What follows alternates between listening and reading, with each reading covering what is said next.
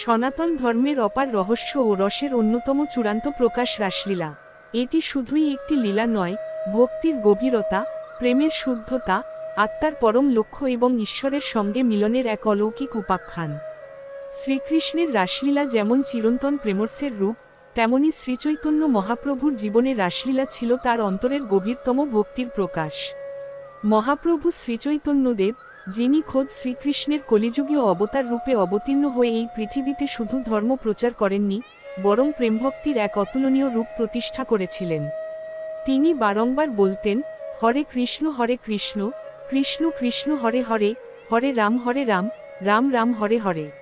এই মহামন্ত্রের মাধ্যমে তিনি মানুষের অন্তরের অন্ধকার দূর করে পরম সত্যের আলো ছড়িয়ে দিয়েছিলেন। চৈতন্যদেব নিজে ছিলেন একাধারে ভক্ত, আবার ঈশ্বর স্বয়ং। তিনি শ্রীমতী রাধারানীর ভাবকৃষ্ণের রূপ নিয়ে এই মর্তে এসেছিলেন। এই দ্বৈত অভিজ্ঞতার মাধ্যমে তিনি রাসলীলার সেই গভীরতম রস আস্বাদন করতে চেয়েছিলেন, যা রাধারানী ভগবান শ্রীকৃষ্ণের সঙ্গে মিলনের সময় অনুভব করেছিলেন। চৈতন্যদেবের রাসলীলা কোনো বাহ্যিক নৃত্যনাট্য ছিল না, বরং তা ছিল অন্তর্গত প্রেমের এমন এক বিস্ফোরণ, যেখানে ঈশ্বর ও আত্মার মধ্যে আর কোনো ব্যবধান থাকত না।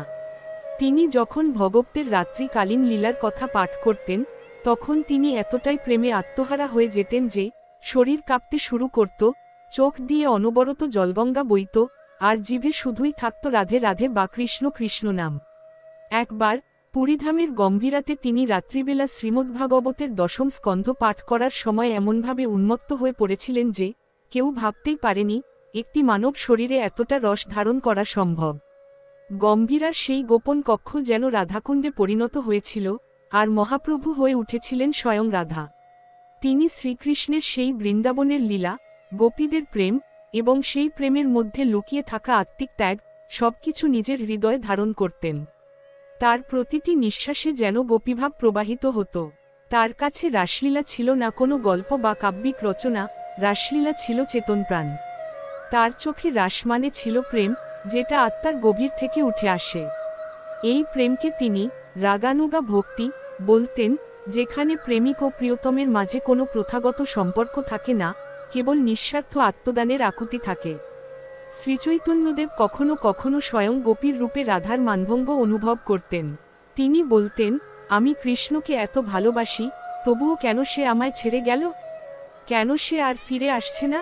এই ভাবের গভীরতা এত প্রবল ছিল যে অনেক সময় মহাপ্রভু নিজেই অচেতন হয়ে যেতেন। তার দেহ মাটিতে গড়িয়ে যেত, শ্বাস প্রশ্বাস কমে আসত, শরীরের সব অঙ্গ বেঁকে যেত, এ যেন মৃত্যুর দ্বারপ্রান্ত। এই অবস্থাকে কেউ কেউ মহাভাব বা মদনাক্ষ মহাভাব বলেন, যা শুধুমাত্র রাধারানীর হৃদয় সম্ভব। শ্রীচৈতন্য মহাপ্রভু সেই অবস্থাকে নিজ জীবনে এনে এক আশ্চর্য উদাহরণ সৃষ্টি করেছিলেন।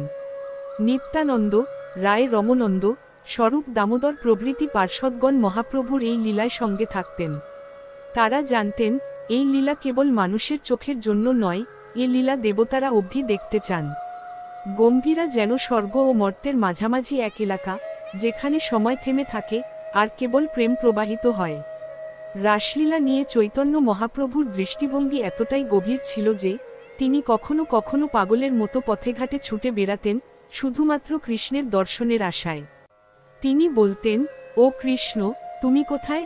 তুমি যদি আমায় না দাও, তাহলে আমি কার কাছে যাব? এই আকুলতা, এই প্রেমের ব্যাকুলতা দেখে তার ভক্তগণ অনবরত কাঁদতেন। যখন মহাপ্রভু শ্রীজগন্নাথদেবের রথযাত্রা উৎসবে অংশ নিতেন, তখন তিনি যেন আর একজন সাধারণ মানুষ থাকতেন না।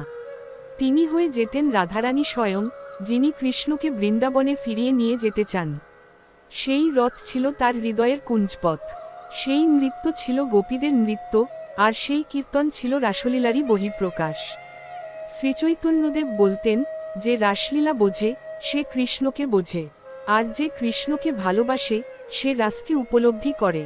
রাসলীলা এক রহস্য, এক যোগ, যেখানে আত্মা ও পরমাত্মা এক হয়ে যায়। রাসলীলা আমাদের শেখায় কিভাবে ঈশ্বরকে শুধুই ভয় বা কর্তব্য দিয়ে নয়, বরং প্রেম দিয়ে পাওয়া যায়। রাস মানে ত্যাগ, মানে প্রেমে সর্বস্ব হারিয়ে দেওয়া। চৈতন্যদেব তার নিজের জীবন দিয়ে এই কথাটাই প্রমাণ করেছিলেন। চৈতন্যদেবের রাসলীলা ছিল প্রেমের সর্বোচ্চ প্রকাশ, যেখানে ভক্ত তার ঈশ্বরের জন্য সবকিছু বিসর্জন দেয়, এমনকি নিজের অস্তিত্ব।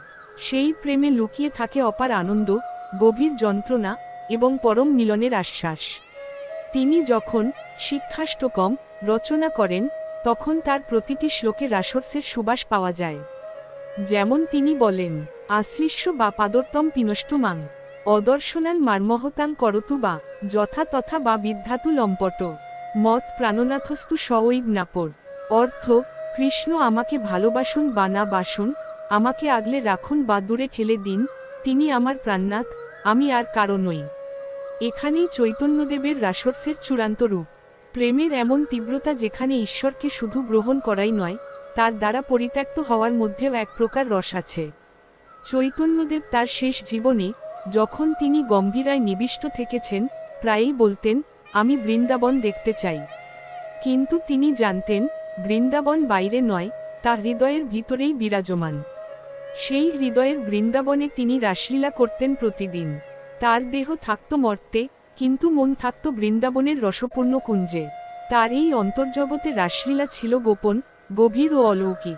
একাধারে গোপী, একাধারে কৃষ্ণ, একাধারে প্রেমিক, একাধারে প্রিয়তম, এই সমস্ত সত্তার একত্র সংমিশ্রণ ছিলেন মহাপ্রভু চৈতন্যদেব। আজও যখন কোনো ভক্ত গভীর প্রেমে ডুবে হরে কৃষ্ণ নাম করেন, তখন সেই রসধারায় মহাপ্রভুর সেই রাসলীলা অনুভব করা যায়। এই লীলা এখনও চলে, আজও চলে হৃদয়ের গভীরে, শুধু দরকার সেই রস উপলব্ধির চোখ।